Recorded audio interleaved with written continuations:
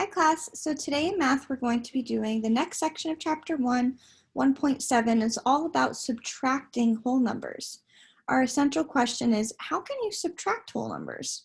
So the first thing that I want to talk about is a common error that a lot of students make. So I want to address it right now before we jump into solving some problems so that hopefully you learn to not do this and to do it the right way.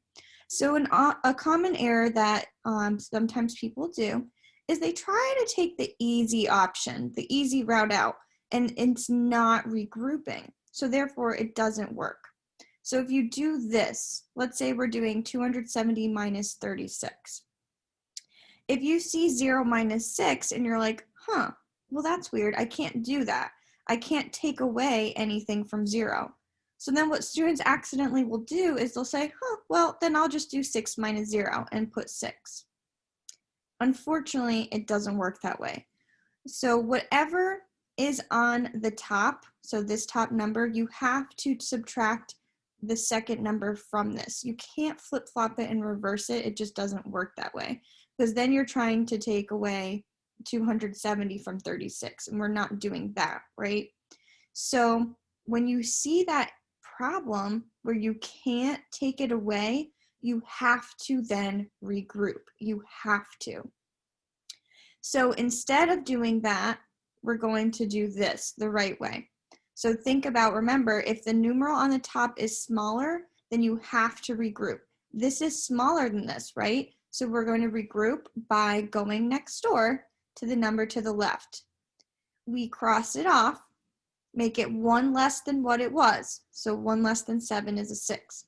So what we're doing essentially is we're taking a 10 from here and putting it over here in the ones. So now the ones have enough to subtract.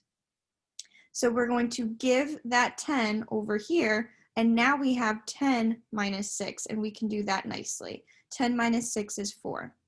And then you just subtract 6 minus 3 is 3, 2 minus nothing is 2, so 234. See how these answers are different? If you did it this way, it would have been marked wrong, right? So we cannot do this, we have to do this, we have to regroup.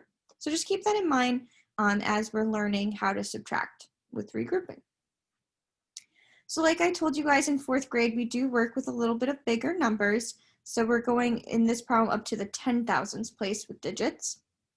So in order to subtract, our first step is always start in the ones place, right? Same thing with adding. We always start in the ones. So go ahead and subtract the ones. So we have 1 minus 1. Hopefully you know 1 minus 1, right, is 0. So let me get my pen and I'll write that down. So 1 minus 1 is 0. And that's why there's a 0 here in step 2. But let's do the next step. So here we're going to subtract the 10s, but we have to regroup in order to subtract. Why? Well, if you see 2 minus 3, can we do 2 minus 3? Can I take 3 away from 2? No, because 2 is smaller than 3. So if I can't do it, just like I was saying earlier, then we have to regroup. And that's why they crossed off the 4, made it a 3, 1 less than what it was. They're going to give that over to the number that needed it. 2 was too small, right? So essentially we're giving 10 to the 2, so now it's 12 minus 3. 12 minus 3 is 9. 3 minus 8, oops, can't do that, right? We have to regroup again. So we're going to regroup now the number next door. We always go to the left, and it's a 6. So we're going to cross off the 6, make it a 5, and give that to the number that needed it, which was this 3. So now we're crossing off the 3, making it 13. So giving a 10 over here. 13 minus 8 is 5. Okay, 5 minus 4 is 1. So I'll jump down to step 3. And then 1 minus 1 is 0, so we wouldn't have to put anything. So the answer is 1,590. All right, so let's clear that out. and take a look at our answers. And looks like we did a nice job. All right, so let's try these 3 problems. And again, remember to regroup. So you start in the ones place always. Notice how our place values are all lined up. And in this case, this one's a little bit bigger, but notice I still lined up the ones, the tens. It's okay if they don't both go up to the 100,000 place. As long as they're lined up, that's okay. So you can pause the video and try to solve these 3 problems, and remember to go to the number next door if you have to regroup. If you don't have to regroup, then that makes it a little bit easier, but notice when the top number is too small and you can't subtract, that's when you have to go next door. Make it 1 less than what it was, give it to that number so that it does have enough to subtract.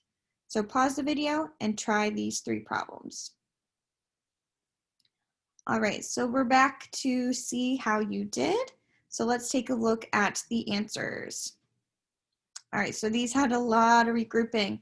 So the first one, 5 minus 1, no regrouping because you can take away 1 from 5. It's 4. Here we have 6 minus 9. We can't do that because 6 is smaller than 9, so we had to regroup. Go next door to the 7, make it a 6.